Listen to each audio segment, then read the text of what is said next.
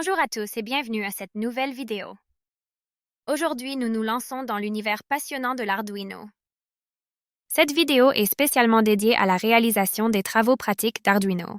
Que vous soyez un débutant curieux ou un professionnel chevronné, vous êtes au bon endroit pour apprendre et perfectionner vos compétences.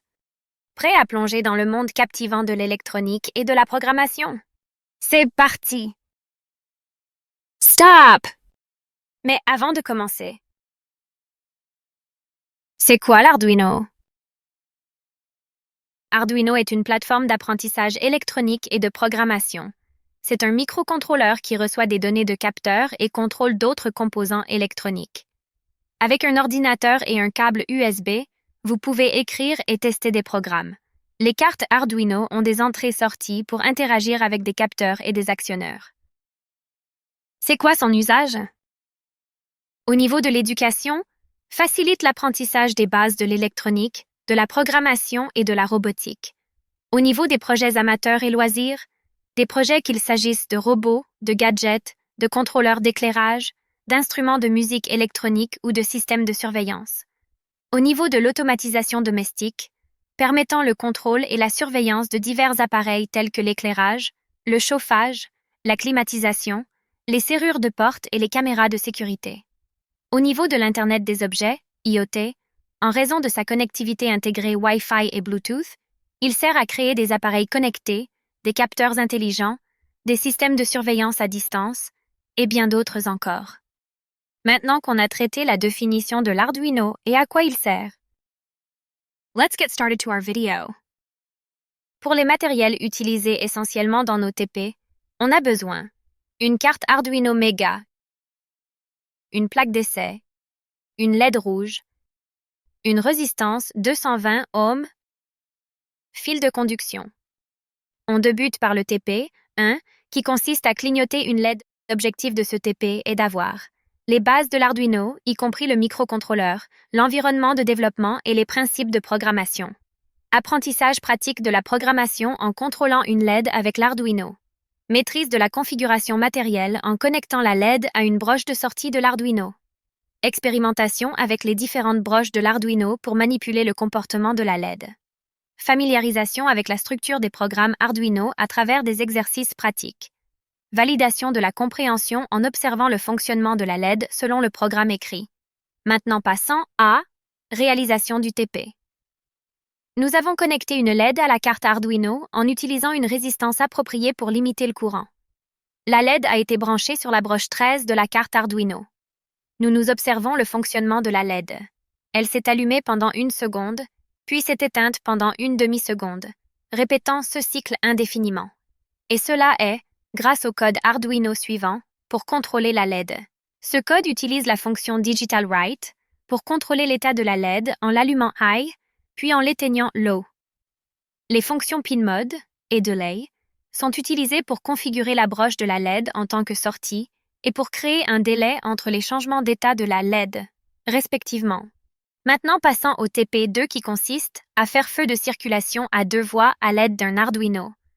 L'objectif de ce TP est renforcer les compétences en programmation Arduino en abordant des fonctionnalités avancées pour créer un système de feu de circulation à 2 voies.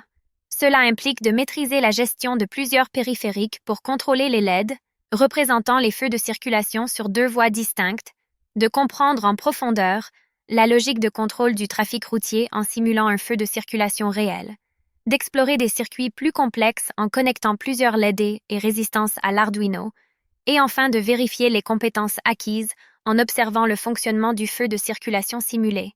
Pour réaliser ce TP, nous avons suivi les étapes suivantes. Nous avons connecté les LED représentant les feux de circulation sur 2 voies distinctes à la carte Arduino. Les LED rouges, oranges et vertes de chaque voie ont été connectés aux broches de sortie correspondantes de la carte Arduino. LED underscore rouge, 1 à LED underscore verte, 1 pour la première voie, et LED underscore rouge, 2 à LED underscore verte 2 pour la deuxième voie.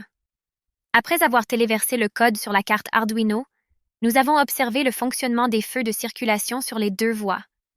Les LED rouges, oranges et vertes se sont allumés successivement, simulant ainsi le fonctionnement d'un feu de circulation réel pour chaque voie.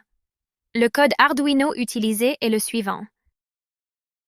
Ce code utilise pin mode, digital write et delay pour contrôler les LED, simulant ainsi un feu de circulation. Les constantes int et définissent les broches utilisées.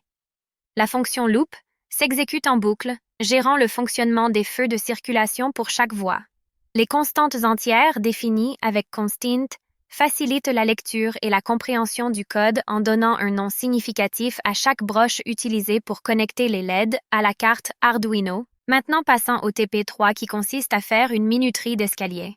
L'objectif de ce TP est concevoir et mettre en œuvre une minuterie d'escalier simulée avec un Arduino. Cela implique l'utilisation d'un bouton poussoir pour allumer une LED pendant une durée définie, simulant ainsi le fonctionnement d'un éclairage d'escalier. Ce projet vise également à renforcer les compétences en programmation Arduino, la manipulation de périphériques, la gestion du temps et la validation des spécifications fonctionnelles. Pour réaliser ce TP, nous avons besoin d'un autre composant appelé bouton poussoir. Nous avons connecté ce dernier et une LED à la carte Arduino. Le bouton poussoir a été connecté à la broche 2, button pin, de la carte Arduino, tandis que la LED a été connectée à la broche 3, LED pin. Après avoir téléversé le code sur la carte Arduino, nous avons observé le fonctionnement de la LED en appuyant sur le bouton poussoir. À chaque pression du bouton, la LED s'allume ou s'éteint, simulant ainsi le fonctionnement d'une minuterie d'escalier. Nous avons écrit le code Arduino suivant pour contrôler l'allumage de la LED en fonction de l'état du bouton poussoir. Ce code utilise la fonction Digital Read pour lire l'état du bouton poussoir et Digital Write pour contrôler l'état de la LED. Un délai de 50 millisecondes est ajouté pour éviter les rebonds du bouton poussoir. Pour le TP4, à titre d'afficheur 7 segments standard, il consiste à renforcer les compétences en électronique en utilisant un afficheur 7 segments avec un Arduino. Il encourage l'expérimentation et la créativité, tout en offrant une expérience pratique dans les domaines de l'électronique et de la programmation. Nous avons connecté un afficheur 7 segments à la carte Arduino Mega en utilisant 7 broches numériques pour contrôler chaque segment de l'afficheur. Les broches ont été attribuées aux segments de l'afficheur A, B, C, D, E, F, G, selon le schéma de connexion standard.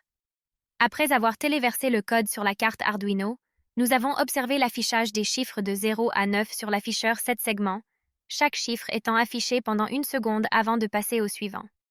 Nous avons écrit le code Arduino suivant pour afficher les chiffres de 0 à 9 sur l'afficheur 7 segments. Ce code utilise les fonctions pin mode et digital write pour configurer les broches de l'afficheur 7 segments en tant que sortie et contrôler l'état des segments pour afficher les chiffres. Maintenant pour le TP5 qui consiste à affichage de la température. Ce TP vise à familiariser les participants avec l'acquisition et la conversion de données analogiques via un capteur connecté à une carte Arduino. Ils apprendront à interpréter ces signaux, les convertir en valeurs numériques, température en degrés C, et afficher ces résultats sur le moniteur série. Nous avons connecté un capteur de température à la carte Arduino Uno en utilisant une des broches analogiques pour lire la tension du capteur. Le capteur a été connecté à la broche A0, pin capteur temp, de la carte Arduino.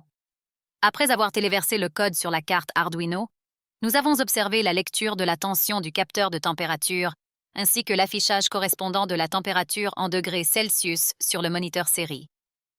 Nous avons écrit le code Arduino suivant pour lire la tension du capteur de température, la convertir en température en degrés Celsius et afficher cette température sur le moniteur série. Ce code utilise la fonction AnalogRead pour lire la tension du capteur de température, puis convertit cette tension en température en degrés Celsius. Ensuite, il affiche la tension et la température sur le moniteur série à l'aide de la fonction serial.print. Un délai de 1000 millisecondes est ajouté pour permettre une lecture périodique de la température. Pour le TP6 à titre d'essai moteur. Ce TP vise à maîtriser le contrôle précis de la vitesse d'un moteur à courant continu avec une carte Arduino en utilisant la modulation de largeur d'impulsion, PWM. Les participants conçoivent un circuit avec des composants simples et acquièrent une compréhension approfondie des principes du contrôle moteur, combinant ainsi théorie et pratique pour développer leurs compétences en programmation Arduino. Nous avons connecté un moteur pas à pas à la carte Arduino Uno en utilisant 4 broches numériques pour contrôler les bobines du moteur. Les broches ont été attribuées aux broches numériques 9 à 12. Stepper _pin _1 à stepper _pin _4 de la carte Arduino. Après avoir téléversé le code sur la carte Arduino, nous avons observé le mouvement du moteur pas à pas. Il a effectué un pas dans une direction puis a changé de direction après chaque pas, ce qui a été répété en boucle. Nous avons écrit le code Arduino suivant pour contrôler le moteur pas à pas et faire tourner son arbre dans un sens puis dans l'autre. Ce code utilise les broches numériques définies pour contrôler les bobines du moteur pas à pas.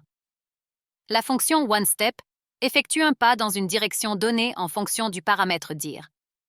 Un délai de 2 millisecondes est ajouté entre chaque pas pour contrôler la vitesse de rotation du moteur. And last but not least, le TP7 à titre. Servomoteur. CETP consiste à concevoir un système de contrôle interactif pour un servomoteur en utilisant une carte Arduino et une résistance variable.